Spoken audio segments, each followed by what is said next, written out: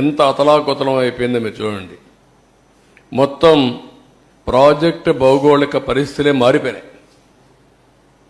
ఎందుకు మారిపోయినాయంటే ఈ 15 నెలల సమయంలో ఇక్కడ కొద్దిగా గ్యాప్ ఉంటే దాన్ని పూర్తి చేయకపోయే కొందికి ఆగస్టులో వరద నీరు వచ్చింది.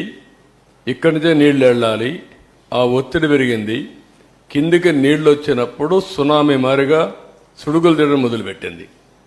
దాంతో కింద నుండే ఇసుకంతా లాగేసి కొట్టుకుపోయే పరిస్థితికి వచ్చింది. అంటే చాలా డెప్త్. అంటే ఇక్కడ 2 ఉన్నాయి. ఒకటి డయాఫామ్ వాల్, పైన కాఫర్ డ్యామ్ కూడా ఏదైతే ఏం వేస్తారు, జెడ్ రౌటింగ్ చేస్తారు.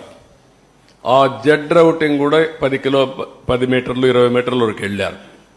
ఎప్పుడైతే 10-20 మీటర్లు నీళ్లు వెళ్ళిపోయేసి ఇది సుళ్ళు కొట్టేసి మొత్తం తీసేసిన తర్వాత దాని కింద కూడా వెళ్ళిపోయింది. అంటే ఫౌండేషన్ కాఫర్ డ్యామ్ కూడా దెబ్బతినే పరిస్థితికి వచ్చింది. దాంతో ఇప్పుడు ఏదో చిన్న చిన్న రిపేర్లు చేశారు. కానీ నీళ్లు ఆగడంలా.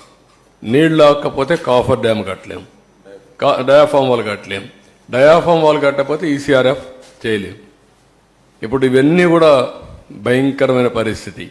ఇంకొక పక్కన బయట నుంచి ఇసుక తెచ్చి పూడ్చిన ఆఘాతాలపైనే మెయిన్ ఎర్త్ ఫ్యాక్టరీ డ్యామ్ చేయాలి.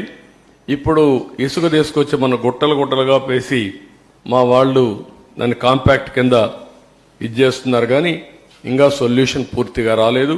They are working. ఇక్కడ ఒక ఎగ్జాంపుల్ మీరు చూస్తే గ్యాప్ 1 ప్రాజెక్ట్లో 250 మీటర్లు వెడల్పు ఉంటుంది. 150 మీటర్లు కొట్టుకోపోయింది. ఆ 150 మీటర్లు మళ్ళా పూడ్చి గ్యాప్ 1ని పటిష్టం చేయాలి. నేచురల్ సాయిల్ అంటే నేచురల్ సాయిలే. మళ్ళా మనం మట్టి తెచ్చేస్తే దాని కన్సాలిడేషన్ ఆల్ ప్రాబ్లమ్స్ ఉంటాయన్నమాట. ఇది మొత్తం ఇది చేసే పరిస్థితికి వచ్చాడు. చాలా దారుణం ఇది. నెక్స్ట్ ఇక్కడ దీయే కాకుండా వీళ్ళు కట్టిన కుంగిన గైడ్ బండ్ ఇది కూడా కుంగిపోయే పరిస్థితికి వచ్చింది.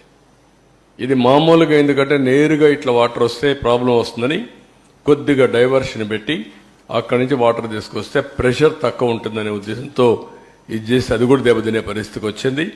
దీనికి కూడా ఒక 80 కోట్ల రూపాయలు మనం ఖర్చు పెట్టారు. ఇంకా కూడా నిలుస్తుంది, సాలిడ్గా ఉంది అనేది ఇంకా ఎస్టాబ్లిష్ చేస్తున్నారు. ఇంకా పూర్తిగా కాలేదంటే 3 డ్యామేజెస్ ఇక్కడ.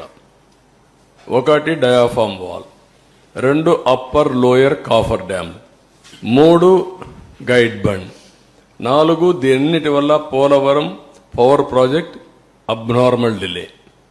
నెక్స్ట్